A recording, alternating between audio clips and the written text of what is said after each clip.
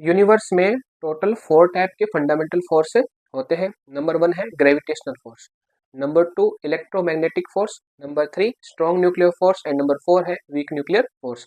Strong nuclear force और weak nuclear force तो nucleus के अंदर लगते हैं, नाभिक के अंदर लगते हैं, लेकिन जो इलेक्ट्रोमैग्नेटिक फोर्स है वो कोई भी दो चार्ज पार्टिकल है उनके बीच में लगता है। और जो ग्रेविटेशनल फोर्स है वो यूनिवर्स के कोई भी दो ऑब्जेक्ट है उनके बीच में ग्रेविटेशनल फोर्स अप्लाई हो रहा है। तो आज हम ग्रेविटेशनल फोर्स के कुछ इंपॉर्टेंट पॉइंट डिस्कस कर रहे हैं। नंबर 1 पॉइंट, ग्रेविटेशनल फोर्स एक अट्रैक्शन टाइप का फोर्स है, यानी एक ऑब्जेक्ट दूसरे ऑब्जेक्ट को क्या कर रहा है, अट्रैक्ट कर रहा है। किस फोर्स से? ग्रेविटेशनल फोर्स से। नंबर 2, ग्रेविटेशनल फोर्स की रेंज होती है इनफाइनाइट, यानी यूनिवर्स के कोई भी दो ऑब्जेक्ट कितनी भी दूर है लेकिन उनके बीच में ग्रेविटेशनल फोर्स लग रहा है। नंबर 3, ग्रेविटेशनल फोर्स इस यूनिवर्स का सबसे वीकेस्ट फोर्स है, यानी सबसे कमजोर बल है।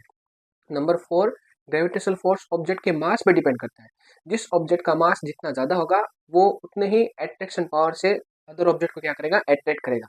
यानी मतलब जिस ऑब्जेक्ट का मास जितना ज्यादा है उसकी ग्रेविटी उतनी ही ज्यादा है, और उसी ग्रेविटी के पावर से वो दूसरे ऑब्जेक्ट को क्या करेगा, अट्रैक्ट करेगा। जिस टाइप से अर्थ का मास है मून से ज्यादा है तो अर्थ की ग्रेविटी ज्यादा है, इसी वजह से जो मून है अर्थ के अराउंड क्या कर रहा है, रोटेट कर रहा है। उसी टाइप से सन है, सन का जो मास है बहुत लार्ज है, उस कंडीशन में उसकी ग्रेविटी भी बहुत लार्ज है।